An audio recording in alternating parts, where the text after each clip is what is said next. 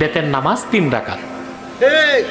তো কেউ যদি 1 রাকাত বেতের পড়তে চান তাহলে সে কিভাবে পড়বেন? বেতের নামাজ 3 রাকাতই পড়তে হবে। মানুষ বুঝতেই পারছে না বেতের বিষয়টি কেমন। প্রথমে একটা কথা মনে রাখবেন, বেতের পড়লেই কোনো পড়তে হবে এই কথাটা ঠিক নয়। ইবাদত খাইতে খাইতে বেতেরও খাইছে। 3 রাকাত বেতের হইয়া আছে কত? 1 রাকাত। বিতরের সালাত করবেন কয় রাকাত? প্রথমে 2 রাকাত, তারপরে সালাম ফিরিয়ে আবার 1 রাকাত। এইটা সবচেয়ে সহি পদ্ধতি। আবার 3 পড়লে উত্তম তরিকা দুটি। একটি হচ্ছে 2 পড়ে সালাম ফিরে দেন, তারপরে 1 পড়েন। যেমন এখানে প্রায় 12 রকম পদ্ধতিতে বেতের পড়তেন। একসাথে 8 রাকাত বা 9 রাকাত পড়তেন। কোনো বৈঠকে না বসে শুধু অষ্টম রাকাতে বসতেন। একসাথে 7 রাকাত 8 অষ্টম রাকাতে বসে 9 রাকাত পড়তেন। একসাথে একবারে 5 রাকাত একসাথে পড়তেন। এক জায়গায় না বসে একবারে 7 রাকাত পড়তেন। বিভিন্ন ভাবে পড়তেন। তিনি হানাফি মাযহাব অনুসরণ করেন। এখন উইতর নামাজ যদি 1 রাকাত পড়েন তো হানাফি মাযহাবে এটা বলা হয়নি। আসসালামু আলাইকুম। হ্যালো বন্ধুরা, কেমন আছেন সবাই? আশা করি সবাই ভালো আছেন। আমিও আলহামদুলিল্লাহ ভালো আছি। আজকের আবার একটা নতুন ভিডিও নিয়ে চলে এসেছি। ভিডিওটার থাম্বনেল আপনারা বুঝতে পাচ্ছেন। আর ভিডিওটা হলো বিতের নামাজের বিষয়। বিতের নামাজ 1 রাকাত না 3 রাকাত, এই বিষয়ে অনেক আলেমদের মত অনেক রকম। আসুন আজকের আমরা 8টি আলেমদের মতে বয়ানটা শুনবো। কোনটা সঠিক কোনটা বেঠিক আপনারা বুঝতে পারবেন। আর এখনও যারা আমার চ্যানেলটাকে সাবস্ক্রাইব করেননি, চ্যানেলটাকে সাবস্ক্রাইব করে নেবেন। ওটার দিকে এগিয়ে যায়। আসুন আমরা বয়ানটা শুনি। বিতরের সালাত করবেন কয় রাকাত? প্রথমে 2 রাকাত, তারপরে সালাম ফিরিয়ে আবার 1 রাকাত। এইটা সবচেয়ে সহি পদ্ধতি। আবার মাঝে মাঝে বিশ্বনবী 3 রাকাত একসাথে পড়তেন, বসতেন শুধু শেষ বৈঠকে। এটাও ঠিক আছে। আবার আমরা যেটা পড়ি বাংলাদেশে, এটারও দলিল আছে, তবে আম দলিল, এটার খাস দলিল নাই, স্পেসিফিক দলিল নাই। বিশ্বনবী বলেছেন তোমরা বিতরের নামাজকে মাগরিবের নামাজ থেকে আলাদা করে পড়ো। আমরা সেটাও করি, কারণ মাগরিবের নামাজে আমরা 3 রাকাতের পরে এরকম আল্লাহু আকবার বলে হাত উঠাই, তো আলাদা হয়েছে না? আবার আমরা আল্লাহুম্মা ইন্না নাস্তাইনুকা পড়ি, এটা কি মাগরিবের নামাজে পড়ি নাকি? তাহলে পার্থক্য আছে না নাই? তবে প্রথম 2টা বেশি শক্তিশালী। রাতে 2 করে নামাজ পড়বেন, সব শেষে আপনি 1 রাকাত পড়বেন। বিষ্ণু বলেছেন ইজআলু আখিরা সালাতিকুম ফিল লাইলি বিতরা, তোমরা রাতের শেষ নামাজটাকে বিতরের নামাজ বানিয়ে দিও। সুবহানাল্লাহ পড়েন।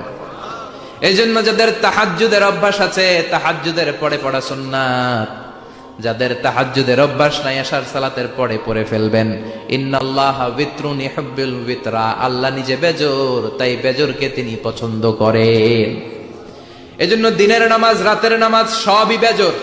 সারাদিন যা পড়লেন মাগরিবের 3 রাকাত পড়ার মধ্য দিয়ে সব বেজর হয়ে যায়। আবার রাতে 4 রাকাত 2 রাকাত করে যত নামাজ পড়লেন, শেষে 1 রাকাত বেতের দিয়ে বা 3 রাকাত বেতের দিয়ে সব বেজর হয়ে যায়। এই 3 রাকাত বেতের নামাজের সর্বশেষ রাকাতে বিশ্বনবী এই ছোট্ট সূরাটা পড়তেন। বেতের নামাজ 1 রাকাত কেহ কেহ বলে। সকল ইমামের মতে, সহি হাদিসের মতে বেতের নামাজ 3 রাকাত। লামাযহাবীরা বুখারী থেকে যে দলিলটা দেয়, ওরা হাদিসটাই বুঝে নাই।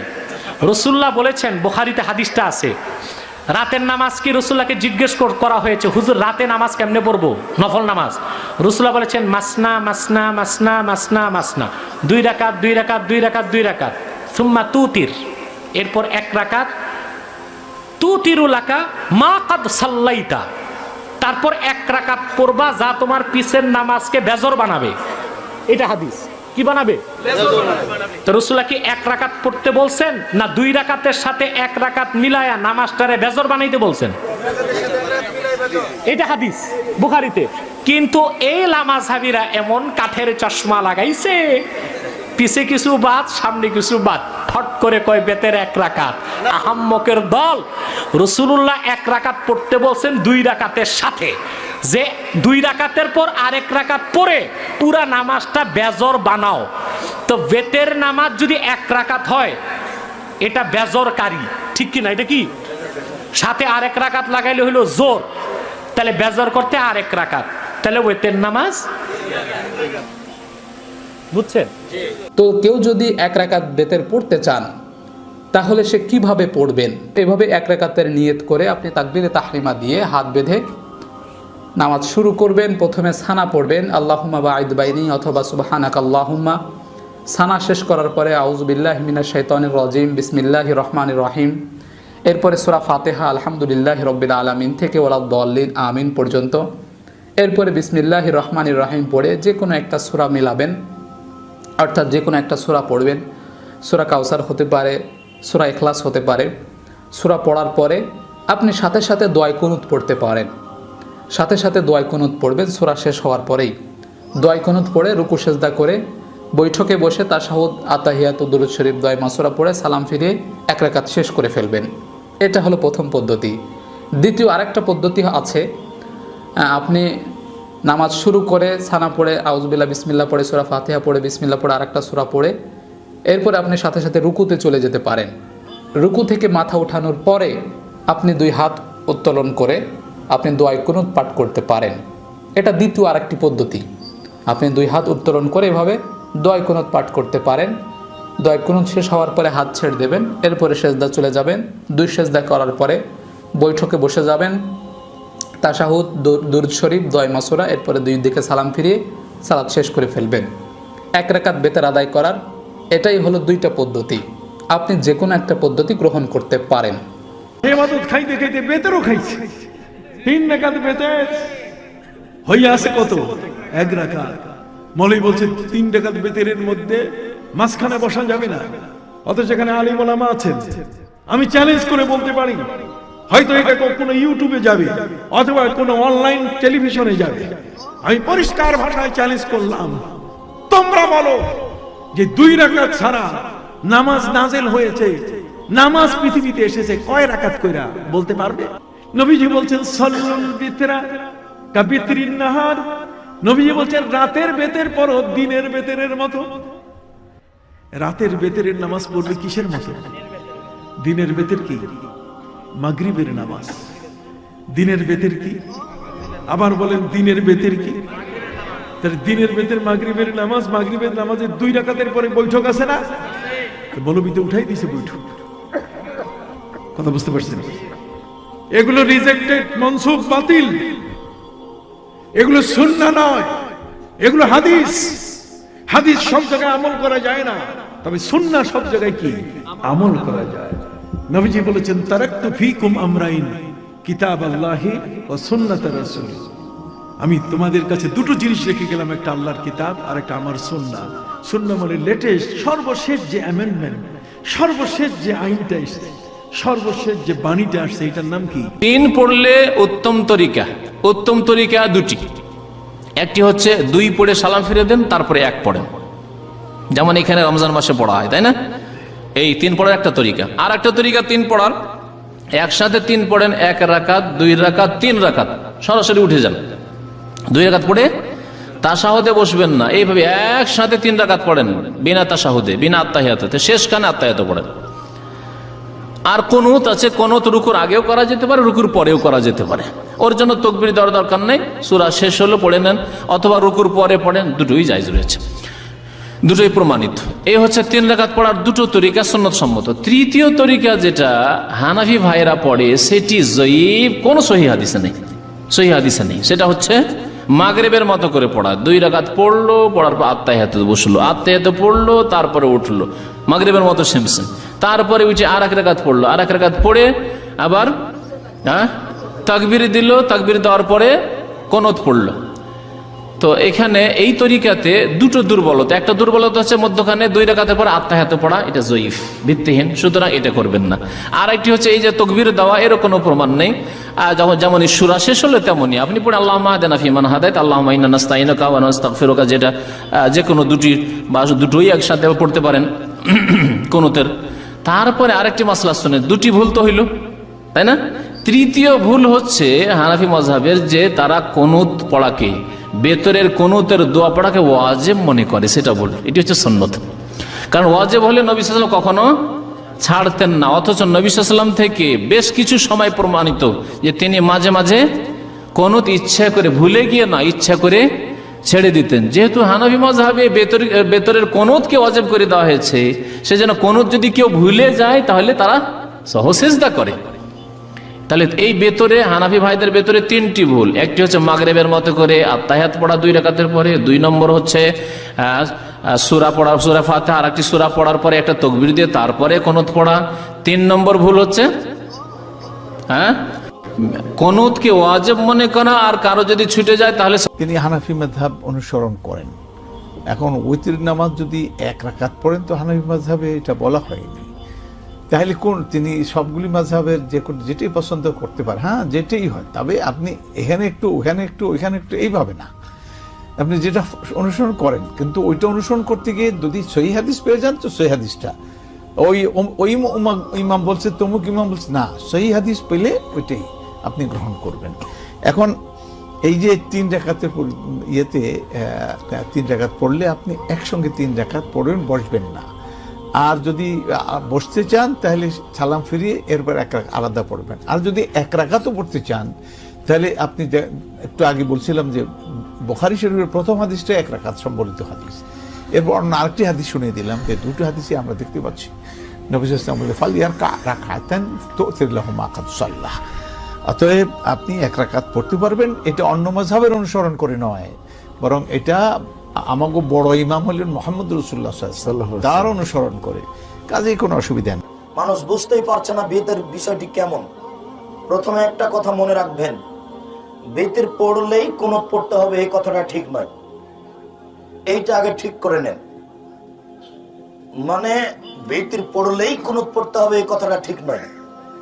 কেউ যদি কোনোদিন দোয়ায়ে কুনুত পড়তে চায় তাহলে ভিতরে পড়তে হবে, এটা হলো শরীয়ত।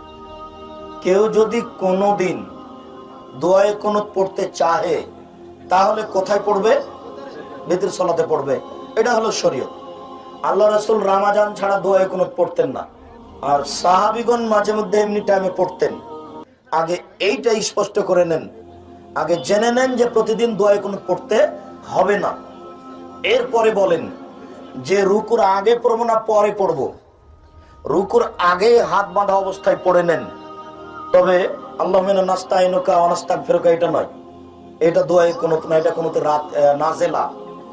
দোয়ায়ে কুনুত হচ্ছে আল্লাহ মাহদিনি ফিমান হাদাইতা ওয়া আফিনি ফিমান আফাইতা ওয়া তাওয়াল্লানি ফিমান তাওয়াল্লাইতা, এইটা হলো দোয়ায়ে কুনুত। এটা পড়বেন হাত বেঁধে, এটাই হলো বুখারী মুসলিমের হাদিস। তবে আবু দাউদ নাসাই তিরমিজিতে আছে সাহাবীগণ রুকু থেকে উঠেও পড়তেন। তো রুকু থেকে উঠেও পড়তে পারেন, রুকু থেকে উঠে দোয়াটা পড়ে চলে যাবেন।